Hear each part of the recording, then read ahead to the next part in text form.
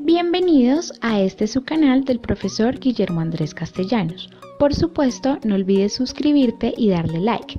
De este modo hacemos crecer más este canal.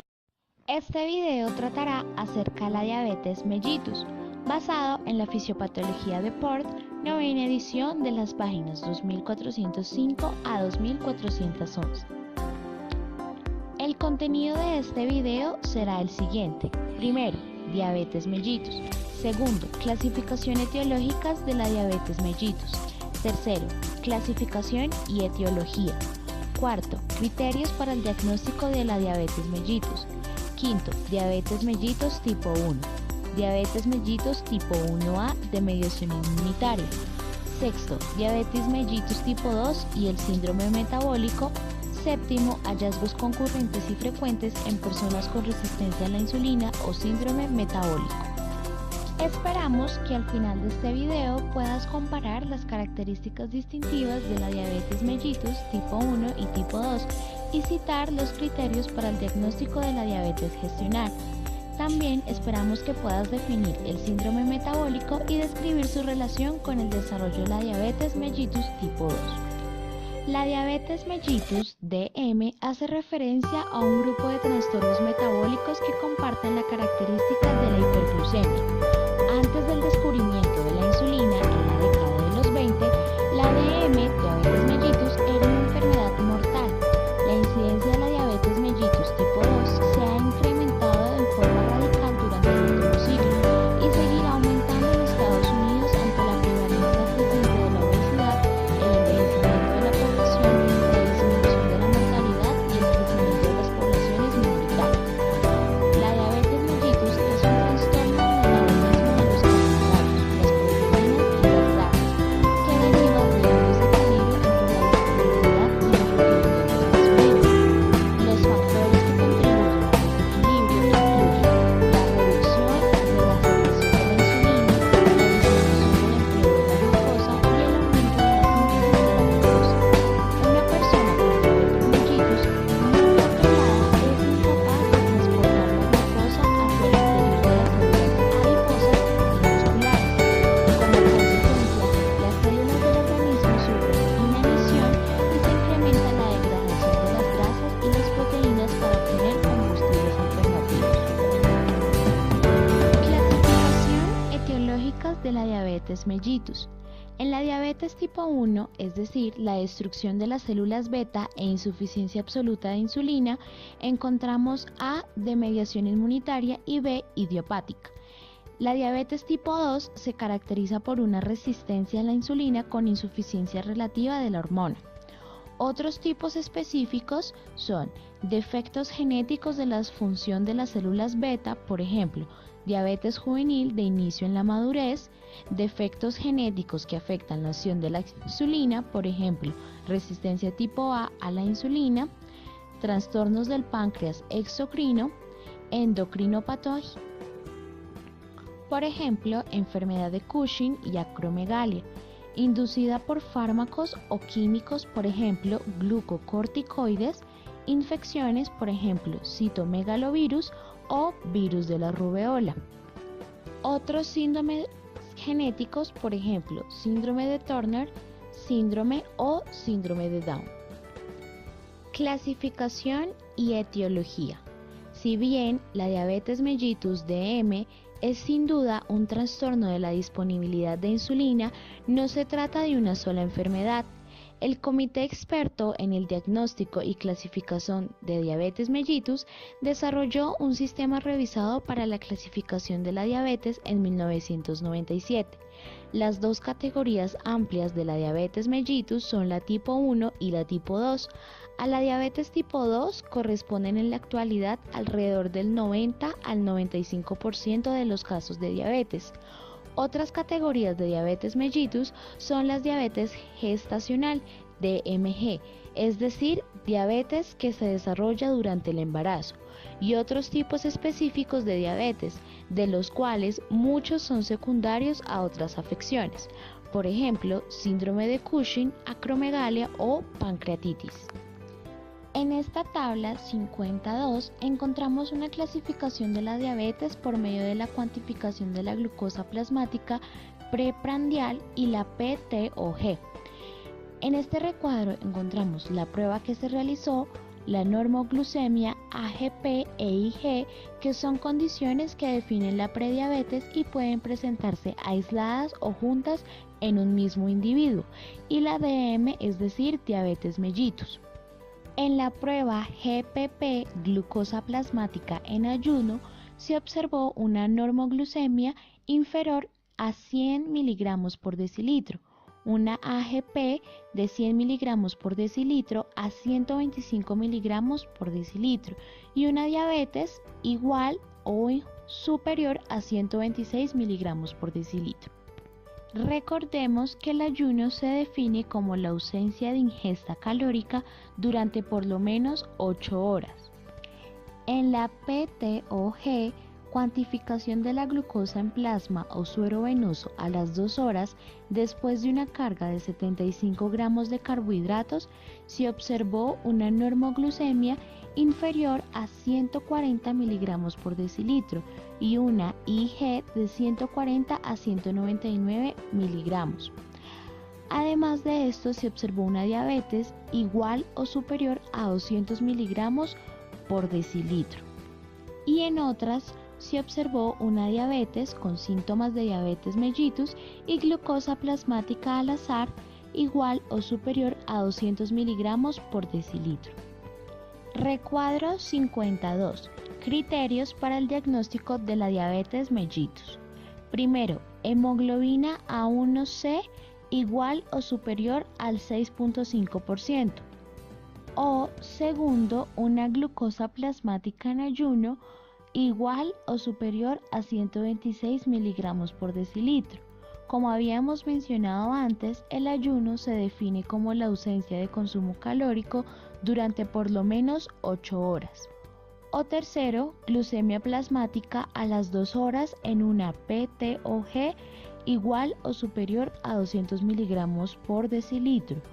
O también un criterio para el diagnóstico puede ser que en una persona con síntomas clásicos de hiperglucemia o unas crisis hiperglucémica haya una cuantificación aleatoria de glucemia en plasma igual o superior a 200 miligramos por decilitro.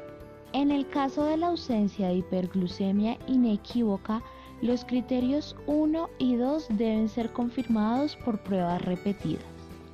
El sistema de clasificación revisado incluye también un sistema para el diagnóstico de la diabetes mellitus, con base en las fases de la intolerancia a la glucosa. Los criterios revisados reconocen a un grupo de personas cuyas concentraciones de glucosa, que aunque no cubren los criterios para la diabetes, son demasiado altas para considerarse normales. Estos individuos, que en conjunto se considera padecen prediabetes, incluye a las personas con intolerancia a la glucosa IG y con anomalías de la glucemia preprandial AGP. Una glucosa plasmática preprandial GPP menor de 100 miligramos por decilitro o una prueba de tolerancia oral a la glucosa PTOG de 2 horas con un resultado inferior a 140 miligramos por decilitro se consideran normales. La IG corresponde a cuantificaciones anómalas de la glucosa en el plasma, 140 miligramos por decilitro a 199 miligramos por decilitro, 2 horas después de recibir en promedio una carga oral de glucosa de 75 gramos. La AGP se define por una elevación de la concentración de la GPP, 100 miligramos por decilitro a 125 miligramos por decilitro. Las categorías de IG e AGP, es decir, prediabetes, se relacionan con un aumento del riesgo de cardiopatía ateroesclerótica y de progresión a diabetes mellitus tipo 2. En tanto la IG y la AGP tienen tasas distintas de evolución a diabetes como consecuencia de sus mecanismos fisiopatológicos, los criterios que se muestran en el recuadro 52 se utilizan para confirmar el diagnóstico en las personas con prediabetes. Las intervenciones que se aplican a los individuos con prediabetes, como la reducción calórica, el incremento de la actividad física y la pérdida ponderal, resultan benéficas para disminuir el riesgo de desarrollo de la enfermedad. Diabetes mellitus tipo 1. La diabetes tipo 1 se caracteriza por la destrucción de las células beta del páncreas. La diabetes tipo 1 puede subdividirse en dos variedades: diabetes tipo 1A de mediación inmunitaria y diabetes tipo 1B idiopática sin correlación inmunitaria. En Estados Unidos y en Europa, alrededor del 90 al 95% de las personas con diabetes tipo 1 padece diabetes tipo 1A de mediación inmunitaria. El desarrollo de la diabetes tipo 1B es menos común y no parece tener un componente autoinmunitario. Desde la perspectiva terapéutica, no se diferencian las variedades de la diabetes tipo 1. Diabetes mellitus tipo 1A de mediación inmunitaria. La diabetes tipo 1A, que se denomina con frecuencia tan solo como diabetes tipo 1, se caracteriza por la destrucción de mediación inmunitaria de las células B. Este tipo de diabetes, denominada antes diabetes juvenil, ocurre las más de las veces en individuos jóvenes, pero puede presentarse a cualquier edad. La velocidad de destrucción de las células beta es bastante variable, siendo rápida en algunos individuos y lenta en otros. La variante con progresión rápida se observa con frecuencia en niños, pero también puede desarrollarse en adultos. La variante de progresión lenta suele ocurrir en adultos y en ocasiones se denomina diabetes autoinmunitaria latente del adulto DALA. La diabetes tipo 1 es un trastorno metabólico que se caracteriza por una carencia absoluta de insulina, una elevación de la glucemia y una degradación de las grasas y las proteínas corporales. La carencia absoluta de insulina en personas con diabetes tipo 1 implica que tienen una tendencia particular al desarrollo de cetoacidosis. Una de las acciones de la insulina es la inhibición de la lipólisis, es decir, la degradación de las grasas, y la liberación de ácidos grasos libres, AGL, a partir de los adipocitos. En la ausencia de insulina se desarrolla cetosis, cuando estos ácidos grasos se liberan a partir de los adipocitos y se convierten en cetonas en el hígado. Por efecto de la pérdida de la respuesta a la insulina, todos los pacientes con diabetes tipo 1A requieren restitución con insulina exógena para revertir el estado catabólico, controlar los niveles de glucemia y prevenir la cetosis.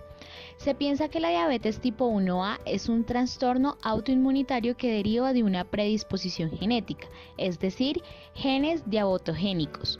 Un suceso desencadenante ambiental como una infección y una reacción de hipersensibilidad mediada por linfocitos T contra algún antígeno de las células beta. La susceptibilidad a la diabetes tipo 1A implica genes múltiples. El gen de mayor susceptibilidad para la diabetes tipo 1A se ubica en la región de los antígenos leucocitarios humanos ALM del cromosoma 6. Gran parte de la evidencia se concentra en los genes hereditarios del complejo mayor de histocompatibilidad CMH en el cromosoma 6 que codifican los ALM, es decir, los antígenos leucocitarios humanos. Si bien el riesgo de desarrollar diabetes tipo 1 es 10 veces mayor en parientes de individuos con el trastorno, el riesgo general es más bien bajo. Alrededor del 3 al 4% de los niños desarrolla diabetes tipo 1 cuando un progenitor padece la enfermedad. Los anticuerpos de la diabetes se han utilizado para predecir el riesgo de diabetes tipo 1 y para clasificar a las personas con diabetes mellitus que cuentan con un proceso destructivo de mediación inmunitaria de las células beta. Es posible la existencia de autoanticuerpos relacionados con la diabetes tipo 1A varios años antes del desarrollo de hiperglucemia. Existen dos tipos principales de autoanticuerpos: autoanticuerpos contra insulina AAI y autoanticuerpos contra las células del islote, y anticuerpos dirigidos contra otros antígenos del islote, lo que incluye a la descarboxilasa del ácido glutámico DAG y la fosfatasa de la tirosina de las proteínas IA2. Las pruebas para detección de anticuerpos contra DAG o IA2 y para AAI mediante el empleo de ensayos de radioenlace sensible permite identificar más del 85% de los casos de diabetes tipo 1, nuevos o a futuro. La aparición de AAI puede preceder a la de los anticuerpos contra DAG o IA2 y los AAI pueden ser los únicos anticuerpos detectados en el momento del diagnóstico en niños pequeños. Estas personas también pueden padecer otros trastornos autoinmunitarios como enfermedad de Graves, artritis reumatoide y enfermedad de Addison.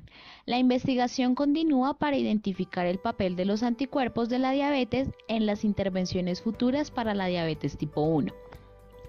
El hecho de que se sospeche que la diabetes tipo 1 deriva de una interacción entre factores genéticos y ambientales condujo a investigar estrategias dirigidas a la prevención y el control temprano de la enfermedad. Estas estrategias incluyen la identificación de personas con susceptibilidad genética y la intervención temprana en individuos con diagnósticos recientes de diabetes tipo 1. Una vez que se establece el diagnóstico de diabetes tipo 1, existe con frecuencia un periodo breve de regeneración de las células beta, durante el cual desaparecen los síntomas de la diabetes y disminuye la necesidad de las inyecciones de insulina o bien se anula. A esta fase en ocasiones se le denomina periodo de la luna de miel. Las intervenciones inmunitarias, inmunomodulación, diseñadas para interrumpir la destrucción de las células beta antes del desarrollo de la diabetes tipo 1, se están investigando en varios estudios clínicos. Desafortunadamente, ninguna de las intervenciones analizadas hasta la fecha ha demostrado utilidad clínica real. Diabetes mellitus tipo 2 y el síndrome metabólico. La diabetes tipo 2 es responsable de la mayor parte de los casos de diabetes, alrededor del 90 al 95%. Se trata de una condición heterogénea que describe la presencia de hiperglucemia asociada a una insuficiencia relativa de insulina. No ocurre una destrucción autoinmunitaria de las células beta. Si bien muchos individuos con diabetes tipo 2 son adultos y presentan sobrepeso, las tendencias recientes indican que la diabetes tipo 2 se ha convertido en una afección más frecuente en adolescentes y niños obesos. De igual manera, las personas con diabetes tipo 2 con el tiempo pueden requerir insulina. Por lo tanto, los términos previos relacionados con la diabetes tipo 2, como diabetes de inicio en el adulto y diabetes no dependiente de insulina, pueden generar confusión y por ende resultan obsoletos. La diabetes tipo 2 tiene un componente genético fuerte, se ha implicado a distintos factores genéticos y patogénicos, adquiridos en la disfunción progresiva de las células beta en personas con prediabetes y diabetes tipo 2. En las personas con un progenitor con diabetes tipo 2 aumenta el riesgo de desarrollar el padecimiento. Si los dos progenitores padecen el trastorno, el riesgo se aproxima al 40%. No obstante, una predisposición familiar intensa, la genética de la diabetes tipo 2 aún se encuentra mal definida. La investigación en el campo de la diabetes tipo 2 ha identificado alteraciones genéticas relacionadas con secreciones anómalas de insulina, pero estos estudios continúan. Las anomalías metabólicas que conducen a la diabetes tipo 2 incluyen 1. Resistencia a la insulina. 2. Anomalías de la secreción de insulina a partir de las células beta del páncreas. Y 3. Aumento de la síntesis de glucosa en el hígado, figura 56. En contraste con la diabetes tipo 1, en que existe una insuficiencia absoluta de insulina, los individuos con diabetes tipo 2 pueden tener concentraciones altas, normales o bajas de insulina. La resistencia a la insulina consiste en la disminución de la capacidad de la hormona para actuar de manera efectiva sobre los tejidos blancos, en particular del músculo, el hígado y el tejido adiposo. Es la característica predominante de la diabetes tipo 2 y deriva de una combinación de factores como la susceptibilidad genética y la obesidad. En la tabla 53 se comparan las características de la diabetes tipo 1 y tipo 2 que analizaremos más adelante. En esta diapositiva vemos la imagen de la figura 56, donde se explica el aumento de la síntesis de glucosa en el hígado. Este gráfico explica que la predisposición genética junto con la obesidad, considerado como un factor ambiental, producen la resistencia a la insulina. En el páncreas se están dando anomalías para la liberación de insulina, lo que provoca una disminución de la captación de glucosa. Por su parte, en el hígado se está dando un incremento de la liberación hepática de glucosa, lo que da una hiperglucemia y por ende diabetes tipo 2. Al inicio, la resistencia a la insulina promueve un aumento de la secreción de la hormona, sube con frecuencia y hasta un nivel de hiperinsulinemia modesta, al tiempo que las células beta intentan mantener la concentración normal de la glucosa en la sangre. Al pasar el tiempo, el aumento de la demanda para la secreción de insulina conduce al agotamiento y al fallo de las células beta. Esto trae como consecuencia una elevación de las concentraciones preprandiales de glucosa en sangre y con el tiempo un aumento de la síntesis de glucosa en el hígado, puesto que los individuos con diabetes tipo 2 no tienen una insuficiencia absoluta de insulina, tienen menos tendencia a la cetoacidosis en comparación con los pacientes con diabetes tipo 1. En el estado basal, la resistencia hepática a la insulina se manifiesta por la sobreproducción de glucosa. No obstante, la presencia de hiperinsulinemia preprandial, siendo la velocidad de síntesis de glucosa el determinante principal de la elevación de la GPP en personas con diabetes tipo 2. Si bien la resistencia a la insulina identificada en individuos con diabetes tipo 2 puede derivar de distintos factores, muestra una asociación intensa con la obesidad y la inactividad física.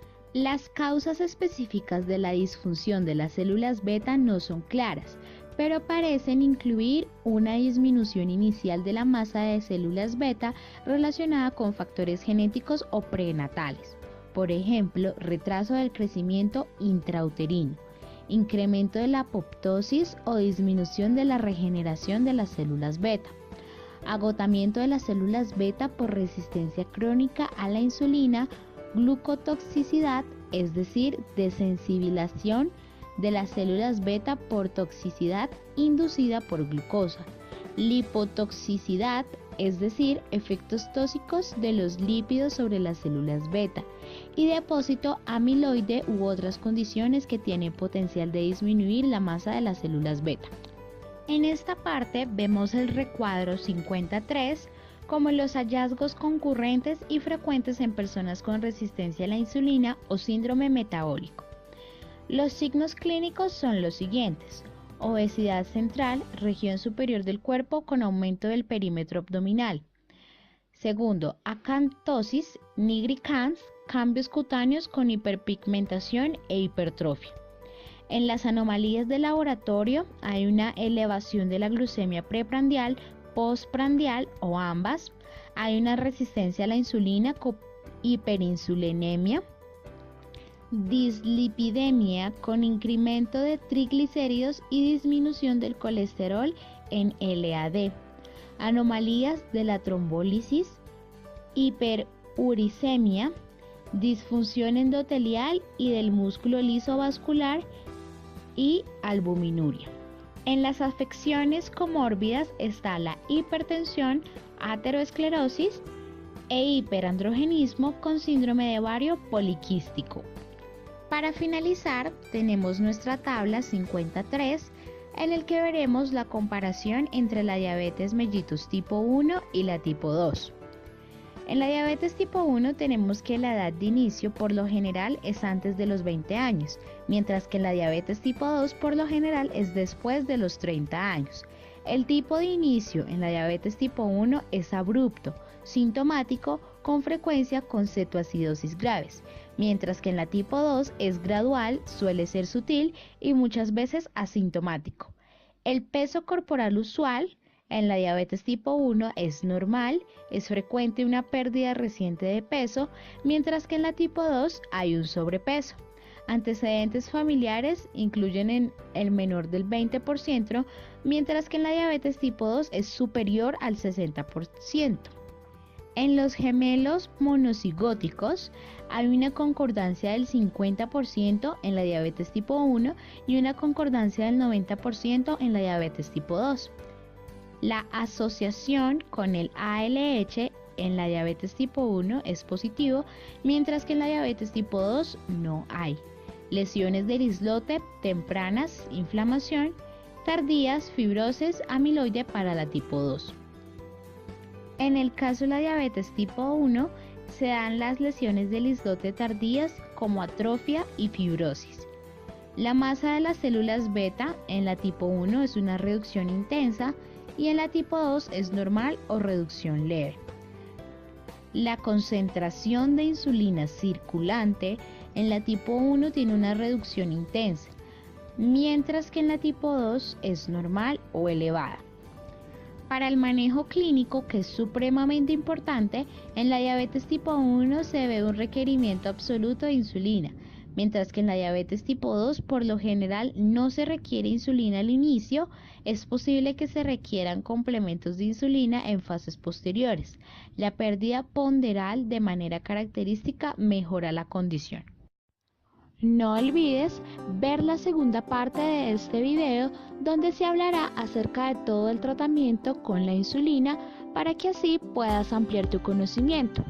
De igual forma, te recomendamos ver los siguientes videos para que tengas una visión más clara de la diabetes al interior del cuerpo con los pacientes que sufren de esta enfermedad.